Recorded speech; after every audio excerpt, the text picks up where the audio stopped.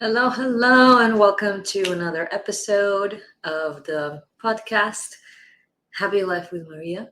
So, today I wanted to go over a very important topic that keeps coming up with all the people around me, including myself, and it is the topic of people pleasing. So, how many of us deal with situations on a daily basis where we love to help everyone, right? We want to help people. We feel good when we help people. We want to feel of use, be useful. And then at the end of the day, you come home and you're depleted.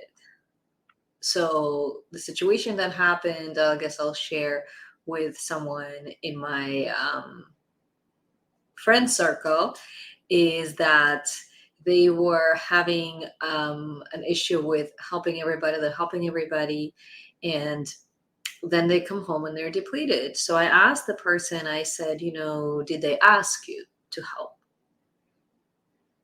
And my friend said no. So that's number one clue, right? Most of the time, if people haven't asked you for help, you don't need to help. Because if you're going to be helping every single human, how much energy is going to be left for you, right? Let's say you'll take someone like an important famous person. Let's say you'll take I don't know, Mariana.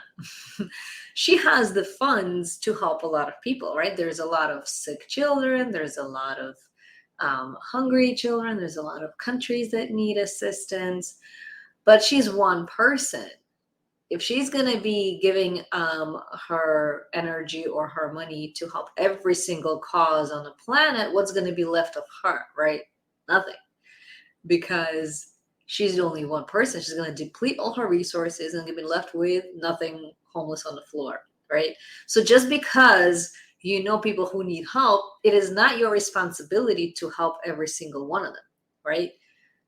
Your responsibility is if they ask you and you are able to, then you help, right? Because again, it's just one you. You can only do so much. You're not God. You're not, creator of the universe. You're not their parent. It's not up to you to save everybody, to help everybody. There are other people on this planet. You're not the only one, right? So I was explaining that to my friend, and the second thing that came up was that my friend was saying that there was a situation in the past where he helped too much to one specific person. Anytime they would say they need something, they would ask his help with something. As a people pleaser, he would constantly say yes, no problem, yes, no problem, yes, no problem, being too nice, right? People pleasing is when you are being too nice and you putting other people's needs first all the time before your own. Like your needs are always second. Maybe I'll get to it if I'll get to it, right? So that's people pleasing in my view. And so that person was basically um, doing everything for their significant other for a year and a half, and then there was nothing left for my friend, right? My friend's energy was depleted. And again, I said, what's the lesson to learn? Always look at what's the lesson to learn, right? How come that person was able to take everything from you, and you just gave it away, right? So the number one thing that came up was my friend just didn't know better at the time that they don't need to help with every single situation at every single time and only give, give, give. My friend didn't know any better that you're supposed to also receive, right? It's not just one person always giving. You have to also receive, right? And the second thing was validation, right? Why do people have the need to give? Because when you are helping someone else, you are expecting them to tell you that you are a good person, you did a great job, right? Give you all this validation, meaning they'll boost your ego, right? They make you feel like you are important. But the issue with that is you can help 1,000 people and 1,000 people can tell you're a good person.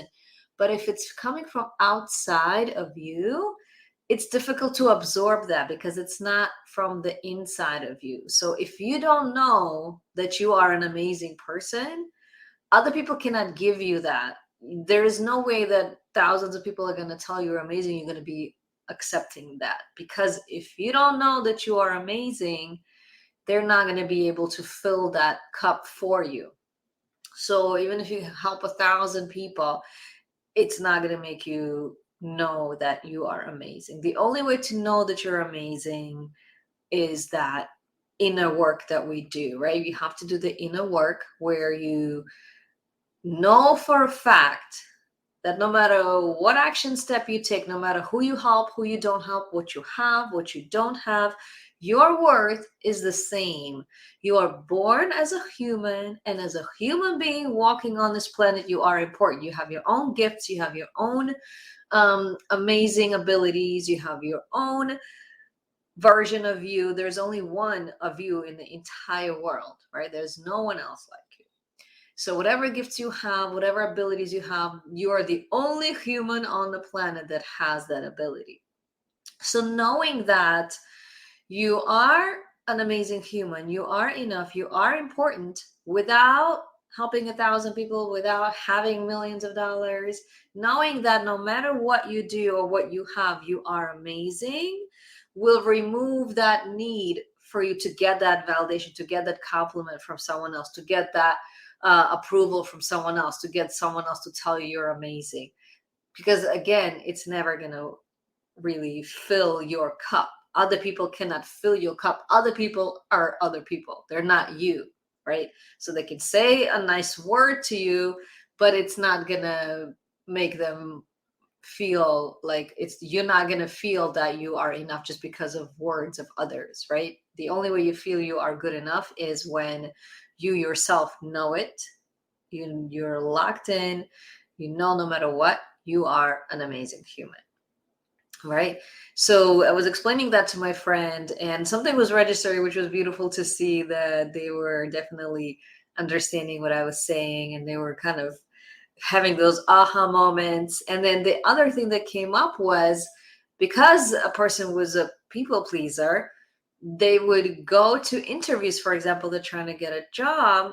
And again, they would be showing up with the energy of, I need you to give me a job. I need something from you. Am I good enough? Does what I present seem good enough to you? Same kind of energy, right? And what we fail to realize sometimes is that whenever we show up to another person's, whatever area of work, play, whatever it is, other people can always feel what we're thinking about ourselves. If we're thinking about ourselves that we need something from that person, we don't have enough without that person, we don't know if we are enough without that person, they will feel your thoughts, they will feel your energy. However you feel you are, that's what they feel. The world around you is really a mirror. So if you put a mirror right to your face, whatever you're thinking about who you are and what your value is what others you project onto others, and this is what others see you as. This is exactly what they're reading from your energy. So when my friend shows up to the interview with the energy of, I need this, I need this, I need this, how can I prove to you that I am enough, they already feel that energy. And so they are usually gonna be kind of a little bit put off because you're coming off a little too needy, as they would say, right? So what I was suggesting to my friend is change that mindset. When you're coming into the interview, you put on a visualization of a different version of you. Imagine a version of you that already has whatever that is that you are looking for. And what I mean by that is, he can show up there thinking that he already has all the money he needs, he already has all the jobs he needs, he already has all the resources he needs, he is enough, he has enough of everything in his life at the moment. And when you show up to the interview thinking, yeah, I already have everything, I am only here to present what my gifts are to you, take it or leave it, You're not going in there, I need this, I need you, right? You're going in there, I already have everything that I need. Everything that I seek is already mine, right? You're only going in there, I'm just going to present my skills, take it or leave it. Here it is on the table. Does this look good to you or not? But I'm not looking for you to say you did a good job, you're an amazing person. I already know I am amazing, right? This is the visualization I told my friend to create, walking in, that you already know you are amazing, you already have everything. You don't need anything from that interview. You go in with that mindset, and they will read that energy. Again, it's a mirror reflection of you. They will read that energy off of you. Whatever you're thinking about yourself, you come in and they're like, "Ooh, this person really is kind of settled in who they are. This person is really comfortable with who they are. They are very confident and worthy of my attention, because that's what they think they are," right? So they read that energy off of you, and they will treat you as an important person because you already walked in there thinking you are an important person, that you already have everything you need. You don't need anything from them, right? So they read that energy off of you, that changes the whole game, right? Your mirror reflection. The world reflects to you who you think you are. So if you're thinking you're an important person, you are a good person, you are already enough, you're coming in there relaxed. You're coming in there hands off. Hi, this is me. These are my skill sets. What do you think? Let's discuss. You're not coming in there, is this enough? Did I do enough of a good job? Yeah. What else can I do for you? Right? What else?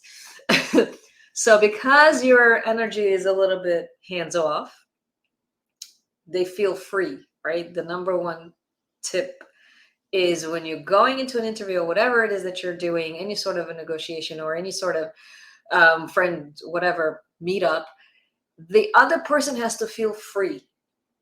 They have to feel free. There's no pressure on them. There's no obligation on them. You don't need anything from them.